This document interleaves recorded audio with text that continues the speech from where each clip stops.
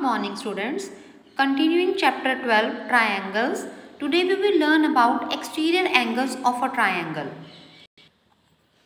You can see a triangle ABC here, and if we produce BC of triangle ABC so that point X lies on ray BC. आप देखिए बेटा BC को मैंने आगे की तरफ प्रोड्यूस किया है और वहाँ पर एक पॉइंट X जो है वो मैंने यहाँ पर मार्क किया है. देन वी सी कि यहाँ पर एक एंगल जो है एंगल ACX वो ट्राइंगल ABC के एक्सटीरियर पार्ट में है.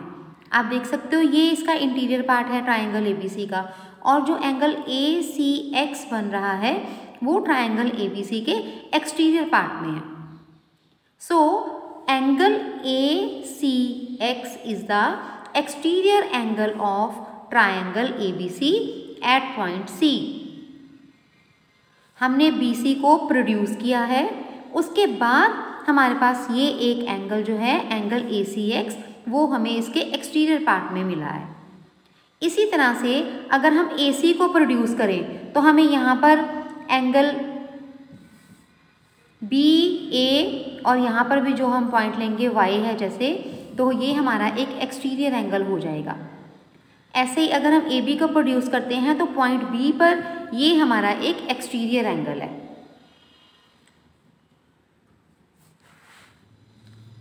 So we can make exterior angles at its vertices by producing its lines. अब आप देखेंगे अगर हम एंगल ACX को कंसिडर करें then we can see angle ACX ये एक एक्सटीरियर एंगल है, और इसके अगर हमने इंटीरियर ऑपोजिट एंगल देखने हैं, ये एक्सटीरियर है इंटीरियर, इसके लिए जो इंटीरियर ऑपोजिट होंगे वो होंगे एंगल A और साथ में angle B.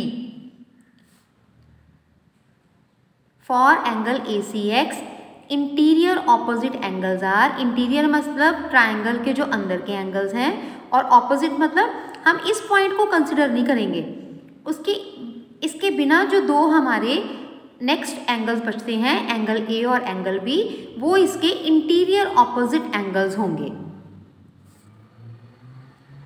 Then we have to see interior adjacent angles.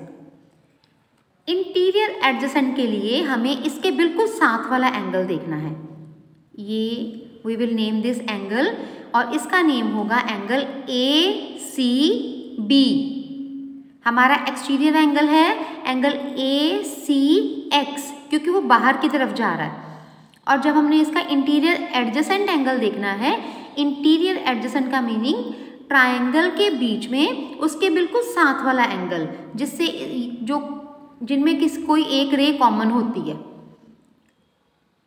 तो वो हम देखेंगे एंगल ACX जो एक्सटीरियर एंगल है उसका इंटीरियर एडजेसेंट एंगल है angle ACB. Now we will solve worksheet 3. In first question we are given a figure और इसमें हमें एक्सटीरियर एंगल्स जो हैं इस ट्राइंगल के उनकी नाम बताने हैं. एक्सटीरियर मतलब जो ट्राइंगल के एक्सटीरियर पार्ट में है, जैसे एंगल 4 ये ट्राइंगल के एक्सटीरियर पार्ट में है, एंगल 5 ये भी ट्राइंगल के एक्सटीरियर पार्ट में है, और एंगल 6 ये भी ट्राइंगल के एक्सटीरियर पार्ट में है. In second sum we are given some figures और इसमें हमें exterior angle, interior adjacent angle और उसके इंटीरियर ऑपोजिट एंगल्स बताने हैं. अब एक्सटीरियर एंगल के लिए एक्सटीरियर एंगल जो है वो ट्राइंगल के एक्सटीरियर पार्ट में होगा, तो जो लाइन प्रोड्यूस की हुई है हमने उसको देखना है. इस पॉइंट पर हमारे पास एंगल बन रहा है एंगल PRS.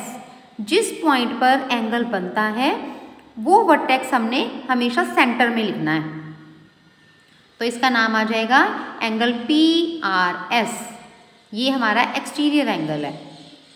और अगर हम देखें इंटीरियर एडजेसेंट एंगल मतलब इसके साथ वाला बिल्कुल यहाँ पर इसके साथ जो है जिसमें एक रे कॉमन है उस एंगल का नाम आएगा PRQ, क्योंकि ये इंटीरियर मतलब ट्रायंगल के इनर साइड में है। Now comes interior opposite angles.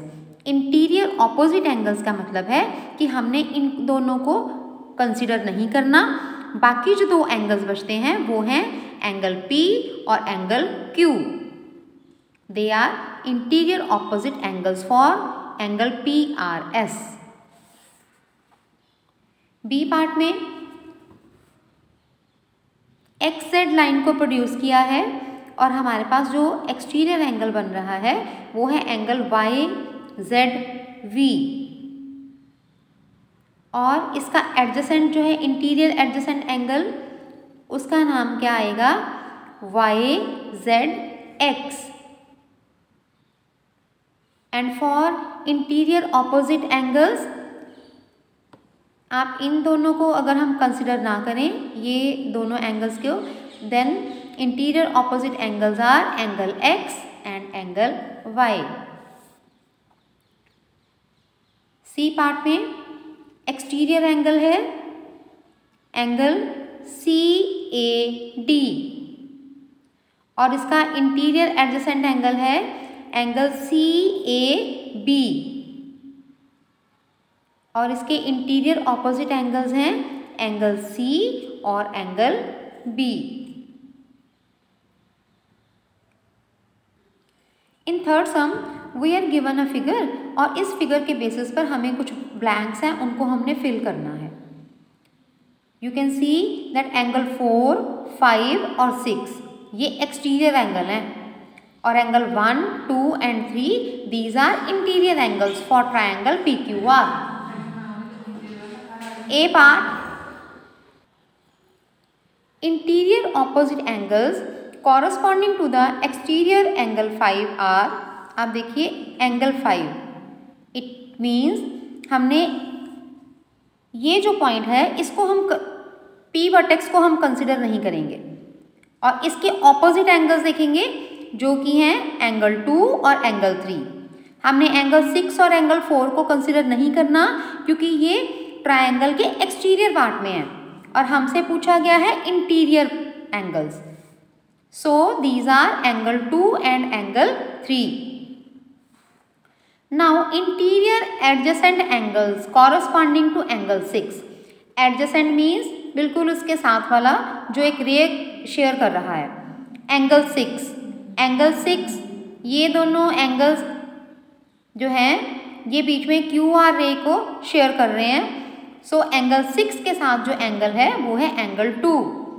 Angle 2 is interior adjacent angle corresponding to angle 6। Now exterior angle at the vertex R के ऊपर ट्रायंगल के एक्सटीरियर पार्ट में जो एंगल है दैट इज एंगल 4। डी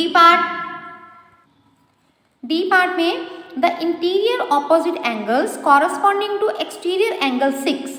आप देखिए एंगल 6 और इसके जो ऑपोजिट एंगल्स हैं वे हैं एंगल 1 और angle 3। Next is interior adjacent angle corresponding to exterior angle at vertex P। आप वर्टेक्स P पर देखिए इसका इंटीरियर एडजेसेंट एंगल जो है वर्टेक्स P की इंटीरियर में जो बन रहा है that is angle 1। Now all of you note down these questions on your notebooks and practice these.